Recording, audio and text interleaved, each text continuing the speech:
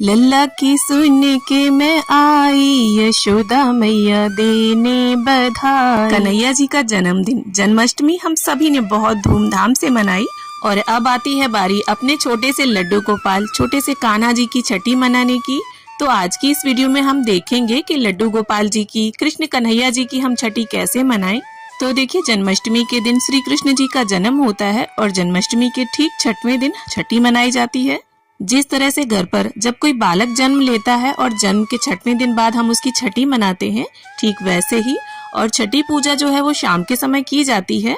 करीब 4 बजे के बाद हमें छठी पूजनी है। और देखिए, छठी के दिन विशेष रूप से कढ़ी चावल का भोग लगाया जाता है। मंदिरों में भी कढ़ी चावल का भोग लगाकर प्रसाद बांटा जाता है। तो आप शुद्ध सात्विक कढ़ी और चावल को तैयार कर लें। अब इसके बाद श्री कृष्ण जी के मनमोहक बाल स्वरूप यानी लड्डू गोपाल छोटे से लाला की हम मालिश करेंगे। तो हमारे यहाँ देखिए, जब शिशु का जन्म होता है उसके बाद घी से मालिश करते हैं। और अगर आपको गाय का घी मिल जाता है तो बहुत अच्छी बात है, वरना जो भी घी हो उससे आप मालिश करें। तो बड़े ही प्यार से, बड़े ही कोमल हाथों से हमें मालिश करनी है। और आप अगर चाहें तो बादाम या जैतून के तेल से भी मालिश कर सकते हैं। और छठी का जो स्नान है वो दिन में यानी दोपहर के समय हमें कराना है। तो आप 4 बजे से पहले कभी भी स्नान करा लें। और देखिए, वैसे तो मेन कढ़ी चावल का ही भोग होता है, लेकिन अगर आपके यहाँ पक्का खाना बनाया जाता है तो आप उसे तैयार करें। अब इसके बाद देखिए, हमें थोड़ा दूध चाहिए होगा, कच्चा दूध लेना है हमें। तो कम से कम देखिए 1.25 लीटर दूध लें आप, इससे अधिक भी ले सकते हैं और डिपेंड करता है आपके लड्डू गोपाल साइज में कितने बड़े हैं। और दूध हमें इतना लेना है कि लड्डू गोपाल उसमें अच्छे प्रकार से डूब जाने चाहिए। अब इसके बाद कुछ इस तरह से हमें लड्डू गोपाल को अपने हाथों में लेना है और सिर के पीछे उंगलियां लगा लें आप। और अगर आपको गाय का कच्चा दूध मिल जाता है तो बहुत अच्छा रहेगा, ना मिले तो जो भी दूध हो उसे लें। तो इस तरह से दूध में 3 बार हमें डुबकी लगवानी है। ओम नमो भगवते वासुदेवाय, ओम नमो भगवते वासुदेवाय, इस तरह से बोलते हुए। अब जिस दूध में हमने डुबकी लगवाई है उस दूध का देखिए हमें भोग नहीं लगाना है। या तो आप इसकी खीर बना लीजिए, चाय में यूज कर सकते हैं या उबाल कर पी भी सकते हैं।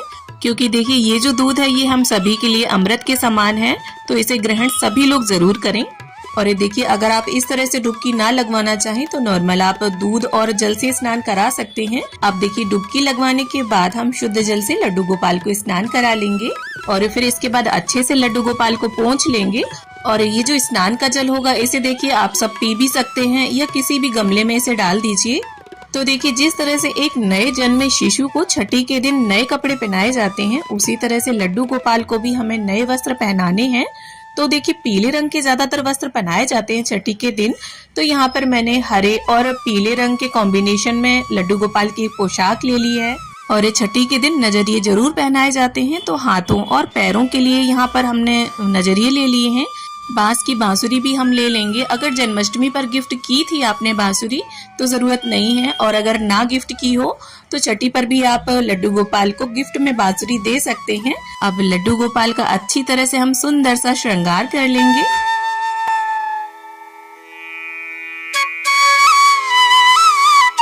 और लड्डू गोपाल को हाथों में, पैरों में नजरिए जरूर पहना दें, जिससे उन्हें किसी की नजर ना लगे। अब अक्षतों या फूलों पर लड्डू गोपाल को विराजमान कर लेंगे। एक शुद्ध देसी घी का दीपक प्रज्वलित कर लेंगे और इसके बाद लड्डू गोपाल को इत्र की सेवा दे देंगे। इसके बाद लड्डू गोपाल का टीका करेंगे। लड्डू गोपाल की प्रिय गैया, उनको भी टीका करेंगे, साथ ही दीपक का भी हम पूजन कर लेंगे। और देखिए, इसके साथ ही जो भी फूल हो वो अर्पित करें, या फूल ना हो तो बिना फूलों के भी आप छठी का पूजन कर सकते हैं। अब इसके बाद भोग अर्पित करेंगे और भोग में हमने जैसा कि बताया कढ़ी चावल मेन होता है। इसके अलावा आप जो भी मीठा फल जो भी उपलब्ध हो घर पर उसका भोग अर्पित करें, साथ में जल का भी भोग रखें। और सभी भोग में देखिए तुलसी का पत्ता डालना ना भूलें। अब आप एक चम्मच लीजिए और देखिए, लड्डू गोपाल की ही चम्मच होनी चाहिए या नई चम्मच हो। और फिर इस तरह से जो दीपक हमने जलाया था उसके ऊपर चम्मच को उल्टा करके रख देंगे। थोड़ी देर बाद इसमें काजल आ जाएगा और ये काजल छठी के दिन जरूर लगाया जाता है। तो थोड़ा सा उंगली को चिकना कर लीजिए और जिससे आंखों में लगे ना लड्डू गोपाल के। इसके बाद जब ये थोड़ा सा ठंडा हो जाए तब हम इसे लड्डू गोपाल की आंखों में, उनके हाथों में, पैर के तलवों में इस काजल को लगाएंगे। और ये काजल देखिए घर के सभी सदस्यों की आंखों में भी जरूर लगा दीजिएगा। एक तरह से ये प्रसाद ही है, और अगर ज्यादा हो तो डिब्बी में रख लीजिए काजल बनाकर। इसके बाद देखिए, लड्डू गोपाल को हम इस तरह से तुलसी दल अर्पित कर देंगे और इसके बाद प्रेम पूर्वक लड्डू गोपाल की आरती उतार लेंगे। आरती कुंज बिहारी की, श्री गिरिधर कृष्ण मुरारी की। तो देखिए, जन्माष्टमी पर श्री कृष्ण जी का जन्म आपने कराया हो अथवा ना कराया हो, लेकिन अगर जन्माष्टमी की पूजा की है तो आपको छठी भी जरूर पूजनी है। अब आरती करने के बाद कुछ रुपए निकालकर हमें इस तरह से न्यौछावर कर लेनी है।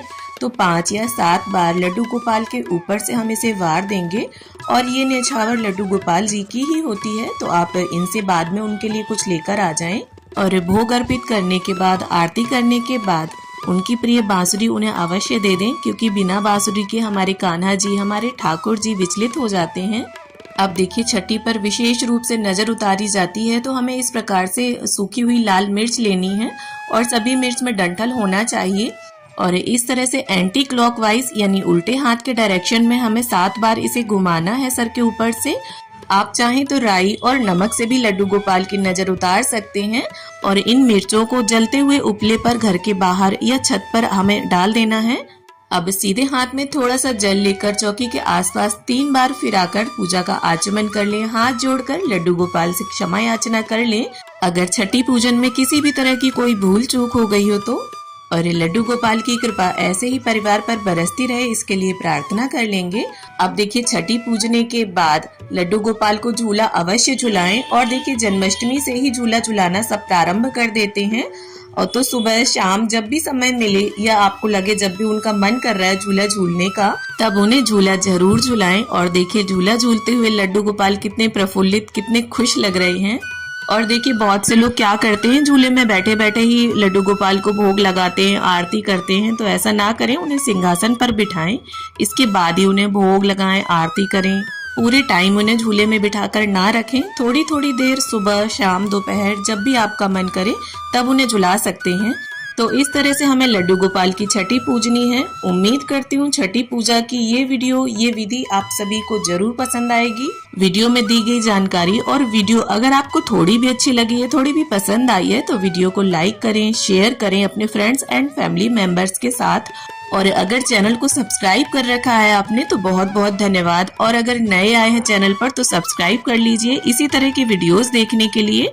वीडियो को अंत तक देखने के लिए आप सभी का बहुत बहुत धन्यवाद। राधे राधे, हरे कृष्णा।